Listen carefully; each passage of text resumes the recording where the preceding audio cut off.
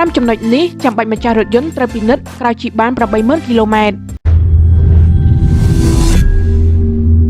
រថយន្តដែលប្រើរាប់ឆ្នាំមកហើយនោះនឹងនៅតែមានដំណើរការល្អប្រសើរប្រសិនបើអ្នកបើកបរចេះថែទាំរថយន្តបានត្រឹមត្រូវខាងក្រោមនេះគឺជាចំណុចដែលម្ចាស់រថយន្តត្រូវត្រួតពិនិត្យត្រូវប្រើរថយន្តបានចម្ងាយ 80,000 គីឡូម៉ែត្រ 1. ពិនិត្យប្រព័ន្ធបញ្ចេញផ្សែងប្រព័ន្ធបញ្ចេញផ្សែងលើរថយន្តសម័យបច្ចុប្បន្ននេះអាចប្រើប្រាស់បានរហូតដល់ទៅចម្ងាយ 16,000 គីឡូម៉ែត្រឯណោះឬអាចប្រើបានដល់ទៅ 10 ឆ្នាំយ៉ាងណាក្តីពេលដែលរថយន្តជិះបានចម្ងាយ 80,000 គីឡូម៉ែត្រហើយនោះអ្នកគួរតែត្រួតពិនិត្យប្រព័ន្ធបញ្ចេញផ្សែងដើម្បីឲ្យប្រាកដថាវាមានដំណើរការល្អប្រសើរនៅឡើយ 2. ត្រួតពិនិត្យបូមមានករណីផ្សេងៗគ្នាដែលធ្វើឲ្យបូមរថយន្តរងការខូចខាតបូមផ្នែកខាងមុខជាផ្នែកដែលឆាប់ខូចខាតបំផុតហើយពេលដែលបើកបានចម្ងាយ 80,000 គីឡូម៉ែត្រគួរតែពិនិត្យមើលបូមខាងមុខថាមានខូចខាតកន្លែងណាខ្លះ 3. ពិនិត្យគម្របបិទធុងសាំងផ្នែកប្រព័ន្ធប្រេងឥន្ធនៈដែលអ្នកគួរត្រួតពិនិត្យពេលរថយន្តបើកបានចម្ងាយ 80,000 គីឡូម៉ែត្រគឺមានពីរចំណុចទី1ត្រូវបដូរតម្រងប្រេងសាំងនិងទី2ត្រូវពិនិត្យគម្របបិទធុងសាំងគម្រบบិទធុងសាំងភាគច្រើនតែងតែមានជ័រកៅស៊ូរាងមូលនៅជុំវិញប្រសិនបើជ័រនេះខូចខាត